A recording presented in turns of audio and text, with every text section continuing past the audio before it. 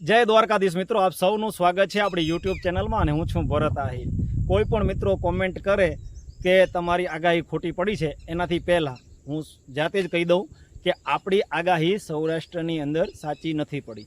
સૌરાષ્ટ્રના વિસ્તારોમાં જે કંઈ માહિતી આપી હતી એ પ્રમાણેનો વરસાદ ધારણા પ્રમાણે જોવા નથી મળ્યો। ગુજરાત રિજિયન છે, જેમાં ઉત્તર ગુજરાત, મધ્ય પૂર્વ ગુજરાત અને દક્ષિણ ગુજરાતમાં તેમાં ધારણા પ્રમાણેના વરસાદ જોવા મળ્યા છે અને તેમાં 10 ઇંચના આંકડા વટાવી જાય એવા ઘણા બધા તાલુકાઓ પણ નોંધાયા છે વરસાદ। અને સાથે સાથે એ પણ કહી દઉં કે આપણે જેમ સ્વીકારી રહ્યા છીએ એવું સોશિયલ મીડિયાની અંદર જાહેર માધ્યમથી આગાહી આપ્યા પછી ગુજરાતની અંદર સ્વીકારવાવાળા આગાહીકારો કેટલા, તો તેની અંદર 2-3 ગણ્યા ગાંઠા નામ છે।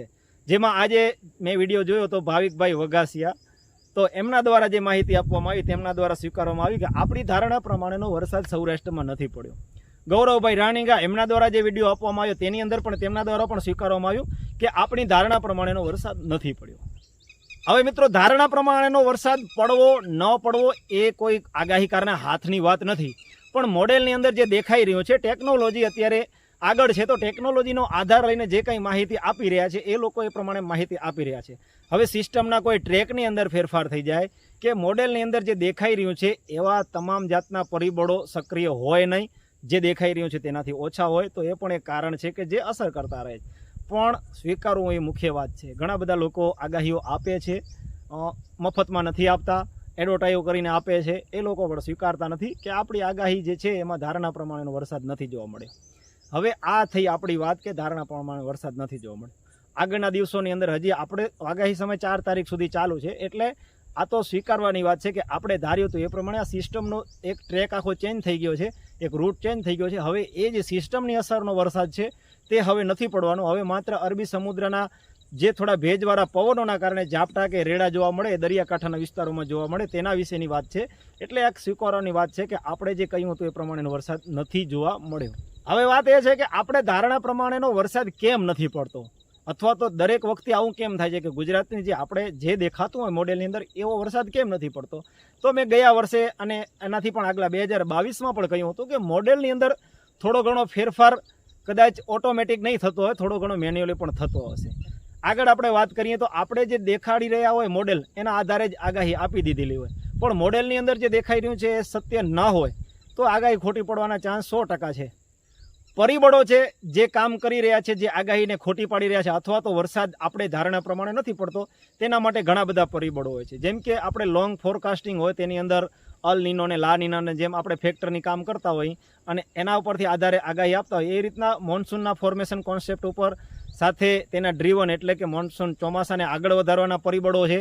ત્યાર પછી સિસ્ટમ બનશે કે નહીં બને, ક્યાં બનશે, કયા વિસ્તારની અંદર બની શકે છે, તેના માટે પણ પરિબળો અલગ છે। સિસ્ટમનો ટ્રેક શું રહેશે તેના માટેના પણ પરિબળો છે। સિસ્ટમ કઈ જગ્યાએ કેટલો વરસાદ આપશે તેના માટેના પણ પરિબળો છે, અને અલગ અલગ સમયે અલગ અલગ ફેક્ટર કામ કરતા હોય। જો તમને આ તમામ ફેક્ટરો વિશે જાણવું હોય તો આ ચેનલને સબસ્ક્રાઈબ કરી લો અને વિડીયોને લાઇક કરીને શેર કરો। આગળના દિવસોમાં જો તમને એ જાણવું હોય કે અત્યારે વરસાદ કયા કારણો પર નથી પડી રહ્યો, આ કારણો હું આપું, તેની અંદર આગાહીકારોની અંદર તર્ક વિતર્ક હશે, મતાંતર પણ હશે, અને મેં જાહેરાત કરી એટલે ઘણા બધા આગાહીકારો આના કારણો પણ આપવાનું ચાલુ પણ કરશે, એવું નથી કે નહીં કરે। પણ જો તમારે જાણવું હોય કે આ જે છે તેની અંદર જે પરિબળો છે, કયા કયા પરિબળોના કારણે સૌરાષ્ટ્રની અંદર વરસાદની માત્રામાં ઘટાડો થયો, તેના વિશે જાણવું હોય તો આપણે આગળ વિડીયોની અંદર માહિતી આપશું। નીચે કોમેન્ટમાં લખજો કે તમારે જાણવું છે, તો આપણે માહિતી આપશું।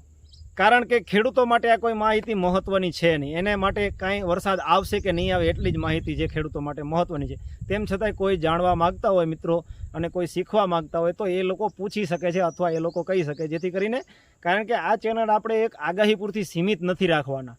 આગળના સમયમાં ભવિષ્યમાં આ ચેનલ ઉપરથી ખૂબ સારા વિડીયો, ખૂબ સારી ઇન્ફોર્મેશન તમને મળશે, ટેકનોલોજી બાબતે મળશે, હવામાન વેધર બાબતે મળશે, ખેતી બાબતની પણ મળશે, અને તે ઉપરાંતની પણ અલગ અલગ માહિતી જે મને એમ લાગશે કે આ માહિતી ખૂબ જાણવા જેવી છે, આના વિશે ખરેખર જાણવા જેની જરૂર છે, અથવા તમારી પાસે એવા પ્રશ્નો હોય કે આ બાબતની માહિતી આપો, તો એ બાબતની તમામ માહિતી આપણી ચેનલ ઉપરથી આપવામાં આવશે।